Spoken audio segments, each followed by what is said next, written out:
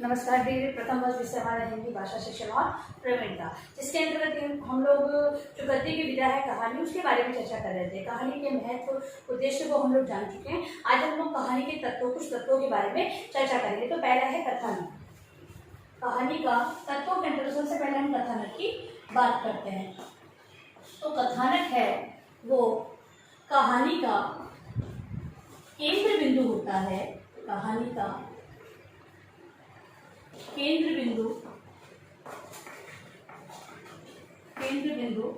कथानक होता है।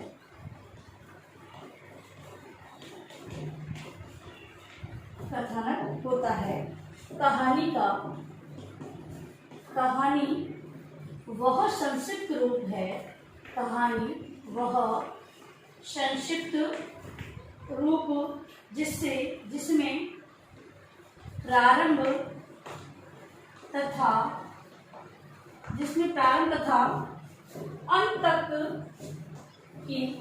की कहानी, प्रारंभ तथा अंत तक की कहानी की सभी घटनाओं और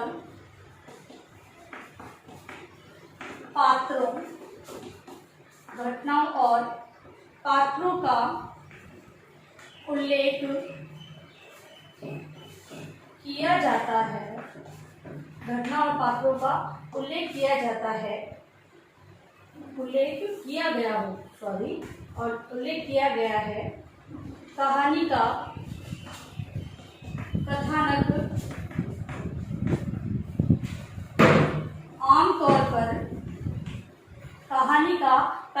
आमतौर पर कहानीकार के मन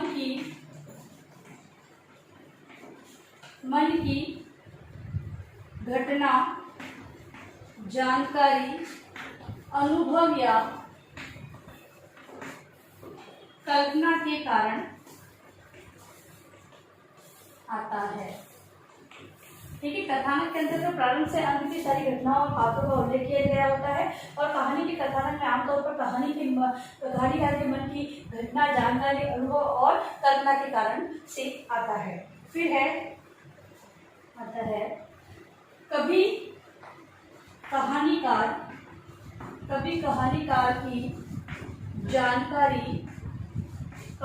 की जानकारी में पूरा कथानक आता है, और कभी कथानक का एक सूत्र आता है। और देखिए, कभी तो कहानी को एक संक्षिप्त रूप में, कहानी का जो नाम होता है हमने देखा है, उसी पर आधारित कहानी की रचना की जाती है। कहीं पर तो उसके प्रारंभ और अंत में कहना है, कहानी का मतलब ये, कहीं पर तो एक शब्द में कहानी के बारे में पूरा बता दिया जाता है, और कहीं पर ऐसा होता है कि प्रारंभ और अंत के बारे में सामान्य जानकारी कथानक में दी होती है। ठीक है। तो सूत्र आता है कथानक की पूर्णता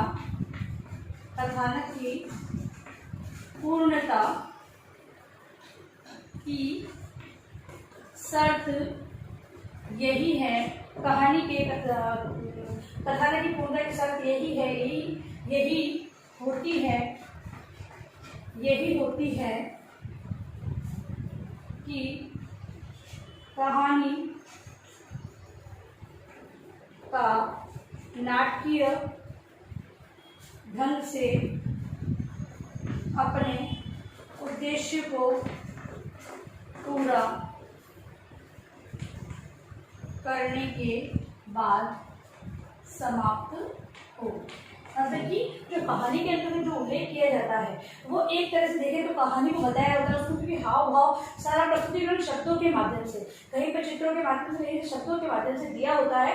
और जो कहानी का जो प्रस्तुतिकरण के अंतर्गत ये उद्देश्य निहित होता है कि उसको नाटक के रूप में, नाटक के अंतर्गत वहाँ पे संवाद होते हैं और अलग अलग पात्र होते हैं, लेकिन यहाँ पर कहानी कहने वाला कोई एक ही व्यक्ति होता है, जो कि पूर्ण हाव भाव से अभिनय के द्वारा नाटकीय ढंग से उसका प्रस्तुतिकरण करता है। तो कहानी का जो ये कहें कि जो वास्तविक हकीकत की कहानी, हमारे आसपास की परिस्थितियां भी हमें उसी के अनुकूल लगने लग जाती है। तो इस प्रकार से कथानक होता है। अब लिखिए दूसरा जो है देश काल, दूसरे की बात करेंगे हम। जो दूसरा हमारा तत्व है वो है देश काल। देश काल हर घटना पात्र समस्या, हर घटना पात्र समस्या का अपना देश काल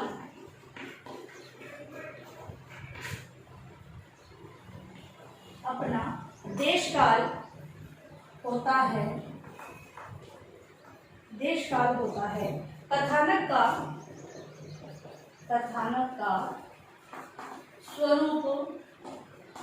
का स्वरूप बन जाने के बाद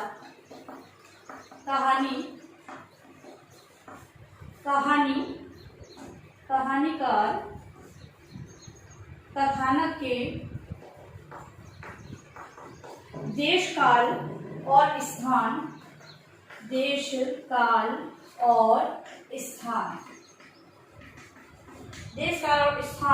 को पूरी तरह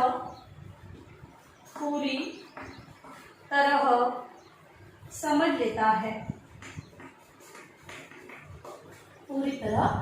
लेता है। क्योंकि यह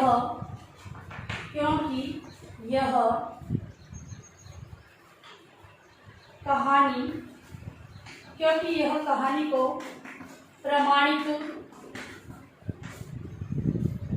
प्रामाणिक और रोचक बनाने के लिए बहुत आवश्यक है। देखो, जो कहानीकार होता है, जो कहानी की रचना करता है, ठीक है, तो कहानी के तत्वों को अगर वो ध्यान नहीं रखेगा तो कहानी है वो सही सिद्ध नहीं होगी। मतलब कि कोई उसे पढ़ने की कहानी वैसे नहीं कि अपन ने कहीं सुनी है उसको मिलाते हुए लिखते, नहीं, उसको पूरी तरह से सोचना पड़ता है कहानी किस जगह की है, किस समय की होगी, क्योंकि व्यक्ति है वो केवल कल्पनाओं के आधार पर किसी भी चीज को नहीं मानता है। उसके लिए उसे सही तथ्य होने चाहिए। जैसे कि हम बोलते हैं हम कोई किसी को गलत साबित कर रहे हैं तो उसके खिलाफ हमें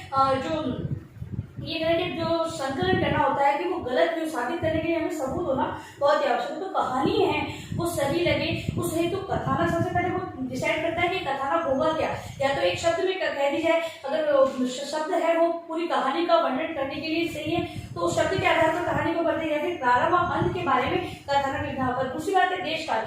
देश काल या जो स्थान है उसको ध्यान में नहीं रखेगा जो कहानीकार, तब भी वो कहानी वो रुचिकर नहीं हो पाएगी। इसीलिए उसे रोचक बनाने हेतु देश काल का बहुत ही ध्यान रखना होता है। उदाहरण के लिए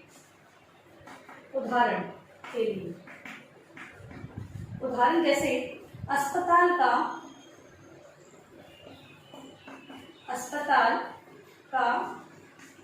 कथानक है। अब देखो, अस्पताल का कथानक है, मान लो अगर अस्पताल पर आधारित कोई कहानी है तो अस्पताल के अंतर्गत किस प्रकार की व्यवस्था होगी, कहाँ पर कितने रूम होंगे, किस प्रकार के रूम होंगे, ओटी कहाँ पर होगी, रिसेप्शन कैसे होगा, ये सारी चीजें वो कहानी के अंदर प्रस्तुत की जाती है। कौन सा व्यक्ति कौन सा कार्य कर रहा है, सारे कर्मचारी है वो किस प्रकार के जो वेशभूषा है, वो सारी चीजें इसके अंतर्गत होनी जरूरी है। अस्पताल का जो चित्र कहानी को प्रस्तुत कर रहा है तो अस्पताल से संबंधित सारा वर्णन उसके अंतर्गत होगा, तभी कोई व्यक्ति उसे समझना। भाई अस्पताल बोल दिया और उसके बारे में सारी जानकारी, ये डॉक्टर को, इस प्रकार से नहीं चलेगा। उससे संबंधित सारी जानकारी कहानीकार को पहले डिसाइड करनी होगी, तभी वो कहानी है वो सही लगेगी। इस प्रकार से हम लोग देखते हैं कि जो कहानी का विस्तार है वो अस्पताल का जो चित्र है उसको कहानी के माध्यम से वर्णित करते हुए ही एक कहानीकार है वो कहानी को आगे बढ़ाएगा और वही कहानी के विकास का आधार बनेगी। तो देश काल मतलब कि कौन से देश है, काल यानी समय की बात हो रही है, और स्थान यानी किस स्थान की बात की जा रही है, कहाँ पर इस प्रकार का अस्पताल था। तो ये सारी चीजों को ध्यान में रखा जाता है। देखिए अपना गृह कार्य प्रश्न,